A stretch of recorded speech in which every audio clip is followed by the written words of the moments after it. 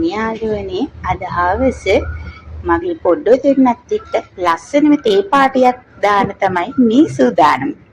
ඉතින් ඔයාලත් මේ සුඳුරු හැන්දෑවේ රසම රස තේ කෝප්පයක් කහට එකක් බීලා හිත නිවා ගන්න කැමති නේද? එහෙනම් ඔන්න මේ වගේ අපේ ජීවිතත් ලස්සන සුඳුරු මොහොතක් කරගන්න අපිට පුළුවන්.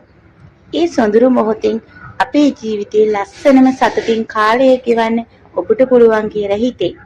අපිට මහ ලොකු දේවල් අපිට ඕන නැහැ. අපි චූටි දෙයකින් අපේ හිත සතුට කරගන්න පුළුවන් කියලා ඔයාලටත් හිතෙනව නේද? බලන්නකෝ උත්සාහයක් දරලා අපි හැම දෙයකින්ම පුංචි දෙයකින් අපි සතුටු වෙන්න උත්සාහ කරන්න ඕන. එතකොට තමයි අපේ ජීවිතත් හැමදාමත් ලස්සන වෙන්නේ. එහෙනම් අදට ගිහින් එන්නම්. බයි.